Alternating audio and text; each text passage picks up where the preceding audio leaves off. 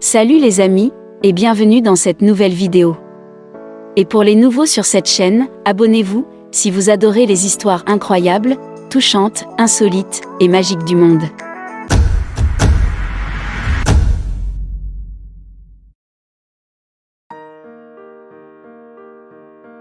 Lyubov Gvozdikova, 72 ans, de Voronezh, pense qu'elle sera heureuse en mariage avec un habitant de Côte d'Ivoire de 59 ans.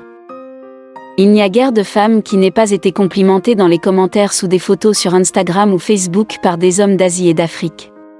Et presque personne ne peut sérieusement penser que de tels compliments peuvent devenir l'occasion d'une relation plus sérieuse. Mais la retraitée Lyubov Gvozdikova, ayant vu un message romantique en français sur sa page Facebook, « Mon cœur t'a choisi », d'un Africain inconnu, elle s'est rendue compte que c'était son destin. Et 1 an plus tard, elle l'a épousé au bureau d'enregistrement du district de Železno-Dorožny. Je n'étais pas très content qu'un tel aveu apparaisse sur ma page, trop personnel. Je ne connais pas le français, mais j'ai traduit son message via un traducteur en ligne. Mais l'homme lui-même m'a semblé agréable, et je lui ai demandé de ne plus écrire sur mon flux, mais d'écrire de manière personnelle, dit Lyubov. Avant cela, des personnes de différents pays avaient déjà essayé de me connaître, de Turquie, de Syrie et beaucoup d'autres. Mais j'ai immédiatement supprimé leurs messages et leur ai demandé de ne plus me déranger. Mais avec Jacques, c'était différent, je l'ai vu, et quelque chose a coulé à l'intérieur. Je me souviens même de la date à laquelle nous nous sommes rencontrés, le 15 mai 2018. Maintenant Lyubov Gvozdikova a 72 ans, Jacques a 59 ans. Elle ne parle que russe, il ne parle que français. C'est une petite femme blonde d'une hauteur de 153 cm, il est fort et grand, environ 180 cm, mais même à partir des cours de physique, on sait que les contraires s'attirent. Pendant plus d'1 an, la correspondance romantique entre Lyubov et Jacques a duré, au cours de laquelle ils ont appris à se connaître et sont devenus de plus en plus attachés. Chacun a écrit dans sa propre langue et le traducteur Google a aidé à comprendre le sens de la lettre. 1 an plus tard, leur rencontre personnelle a eu lieu le 3 août de cette année, Lyubov a rencontré son amant de correspondance à Domodedovo, et déjà ensemble, ils sont arrivés à Voronezh. Jacques est divorcé et en Côte d'Ivoire, il a laissé 5 enfants. 4 d'entre eux sont déjà adultes et vivent de façon autonome. Et la plus jeune fille a 12 ans, et maintenant elle est prise en charge par une femme de la communauté ecclésiale, dont Jacques est membre. Même pendant la correspondance, Jacques a expliqué à Lyubov ses sentiments et a exprimé qu'il voulait connecter sa vie future avec elle. Le 14 septembre, au bureau d'état civil du district de Železno-Dorožny, Lyubov Gvozdikova a épousé un citoyen de Côte d'Ivoire, Jacques Emmanuel. La paire inhabituelle d'employés du bureau d'enregistrement n'a pas semblé surprendre les gens. Il s'avère que les mariages avec des étrangers, y compris ceux des pays africains, ne sont pas rares pour les officiers de l'état civil. Lyubov et Jacques ont refusé la cérémonie solennelle et ont signé dans une pièce ordinaire au bureau. Les seuls invités à ce mariage étaient 2 femmes, une parlait français et l'autre le russe. Ils ont alors prononcé les vœux de mariage dans les 2 langues, car le mari comprenait uniquement le français et la mariée, uniquement le russe. Nous avons félicité les jeunes mariés et leur avons présenté un bouquet élégant, qui a beaucoup touché la mariée. Oh, même des fleurs en général, ils m'ont rarement été donnés dans ma vie, a déclaré la mariée. Lyudmila, une traductrice spécialement invitée au mariage, a aidé les mariés à ne pas faire d'erreur dans la préparation du document de famille principal. Un employé du bureau d'enregistrement a décoré l'atmosphère prosaïque d'une métaphore sur les anneaux comme symbole de l'infini, y compris l'amour éternel. Mais le personnel du bureau d'enregistrement n'a posé un cachet que sur le passeport de Lyubov. Jacques n'est pas autorisé à avoir une marque sur l'enregistrement du mariage en Fédération de Russie, il est citoyen d'un autre pays. « Tu es toujours célibataire avec moi », a déclaré Lyubov en souriant. « Mais je suis toujours heureux. » Le marié Jacques était retenu, il rayonnait littéralement de calme. Par l'intermédiaire d'un interprète, il a avoué qu'il n'était pas du tout inquiet, mais qu'il éprouvait un bonheur exceptionnel. Certes, le bonheur d'une vie conjugale commune avec Lyubov et Jacques a été de courte durée, déjà le mardi 17 septembre, il s'est envolé pour l'Afrique. Son visa a expiré le 16 septembre, et il n'a pas eu le temps de délivrer un permis de séjour temporaire en Russie. Les parents et amis d'un habitant d'Afrique, selon Jacques lui-même, sont au courant de son amour et de son mariage. Mais les familiariser avec l'amour n'est pas dans ses plans immédiats. Non, personne ne nous a même félicités, dit Lyubov et sourit quand même. Mes enfants savent que j'ai un être cher, je ne leur ai rien caché. Mais à part ma fille aînée et ma petite fille, personne ne me soutient. Les enfants sont contre ma relation avec Jacques. Premièrement, à cause de la couleur de leur peau, ils ne veulent pas l'accepter, et deuxièmement, à cause de la différence d'âge. Ils considèrent Jacques comme un fraudeur, ils ne peuvent pas croire qu'un jeune homme puisse tomber amoureux d'une grand-mère de 72 ans. Mais je n'ai rien à prendre. Je ne suis pas riche, je n'ai pas d'appartement de luxe. Je crois en notre amour. Et je suis heureux, c'est pourquoi je ne m'inquiète pas si les enfants accepteront notre relation. En fait, Lyubov est plus inquiète et contrariée que son mari rentre chez lui, et ils se rencontreront dans presque un an.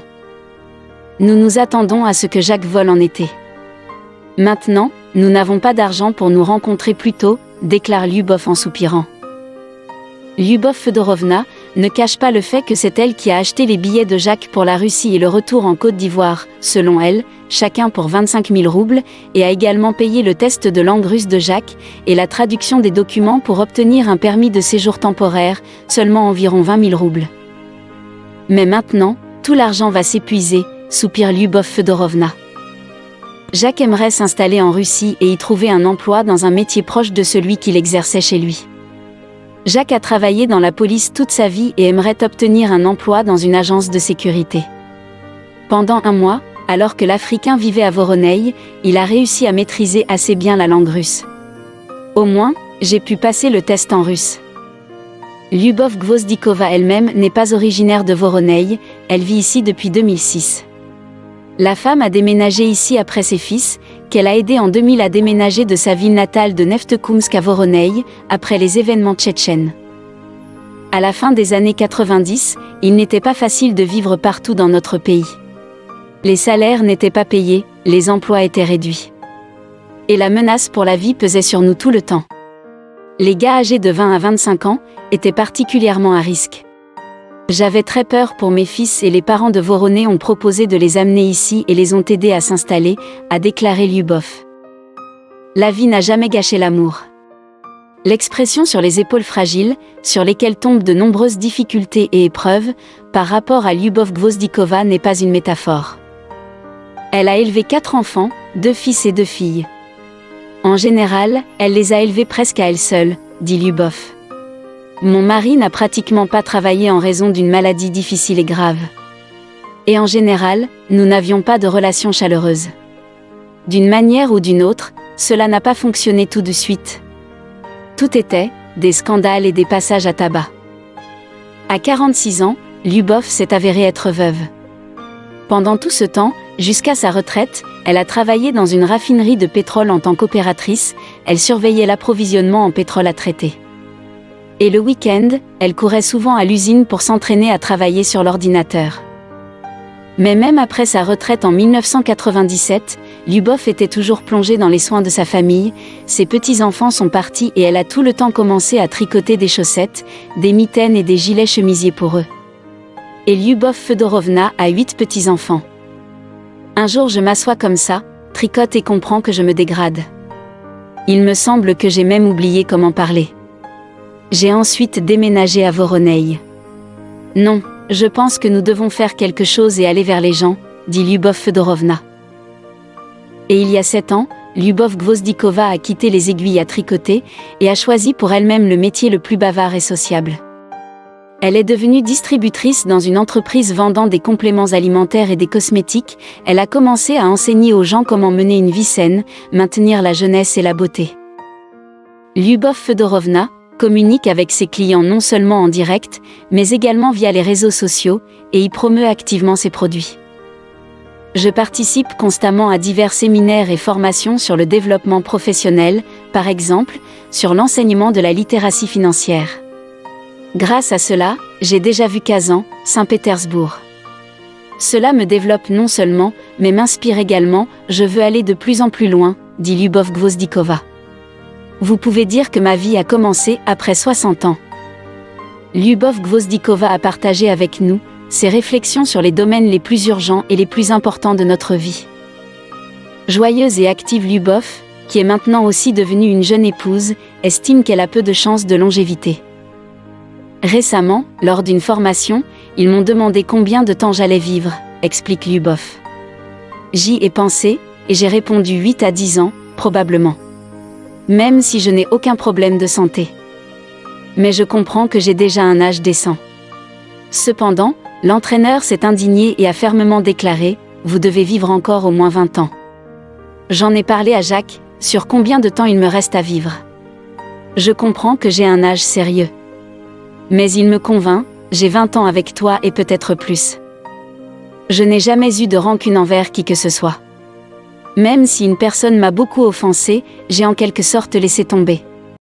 Mon mari m'a insulté et battu, mais je ne lui ai jamais rien souhaité de mal. J'espère que Dieu m'a récompensé pour cela, et maintenant je suis heureuse. Après tout, pour être heureuse, je n'ai pas besoin de grand-chose. Je garde Jacques à côté de moi la nuit, et pour moi, c'est déjà du bonheur. Bien sûr, même maintenant, j'ai des problèmes et des difficultés, mais je comprends toujours que j'en ai besoin pour quelque chose. Si je le supporte dignement, alors je serai encore plus heureuse. Je veux vraiment m'essayer à la publicité en tant que mannequin et marcher le long du podium, démontrant des vêtements pour femmes adultes. Je n'ai pas de plus grand rêve, tout est déjà là. J'ai tout de suite aimé Voronezh. Même dans les années 90, lors de ma première visite ici, une petite ville sympathique, et maintenant surtout. Elle a été mise à jour et améliorée.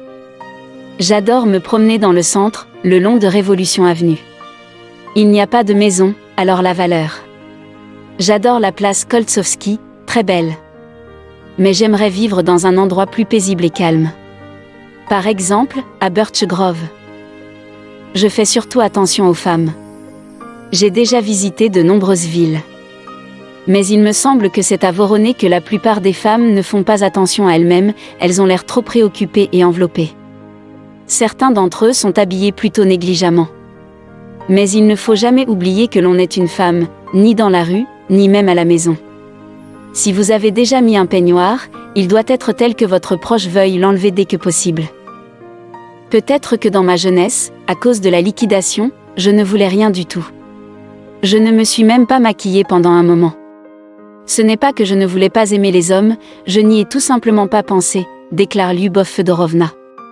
Et les 6 dernières années, quand j'ai commencé à travailler et à communiquer avec les gens, je voulais vraiment l'amour, alors je voulais quelqu'un à étreindre et à réchauffer.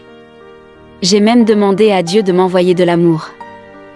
Ils n'ont organisé aucune cérémonie solennelle, car cela a permis d'économiser de l'argent. Pourquoi gaspiller de l'argent, alors que nous n'avons plus 20 ans, explique Lyubov. Parents, amis et voisins ont réagi très froidement au nouveau mari de Lyubov. Ils étaient sûrs que Jacques était un escroc. Il y avait en effet des raisons de s'inquiéter, car Lyubov a contracté plusieurs prêts, totalisant 145 000 roubles. Afin de les éteindre à temps, la retraitée a trouvé un emploi de femme de ménage et s'est également rendue dans une entreprise du réseau, vendant des compléments alimentaires. Emmanuel, à son tour, assure qu'il n'a aucun intérêt mercantile. Côté propriété, il possède une maison inachevée en Côte d'Ivoire, que l'homme envisage de vendre. Tous les retraités ne restent pas actifs à un âge aussi vénérable. Mais l'exemple de Lyubov prouve que l'âge et d'autres limitations sont quelque chose qui n'existe que dans notre tête. Tout le monde peut changer sa vie, pour cela il suffit de ne pas avoir peur, pour essayer quelque chose de nouveau. Cet amour est vraiment incroyable, malgré les différences culturelles, le fait qu'ils ne parlent pas la même langue, le couple est prêt à s'aimer le restant de leur vie. Comme d'habitude, laissez votre pensée en commentaire, et surtout laissez un pouce bleu à la vidéo.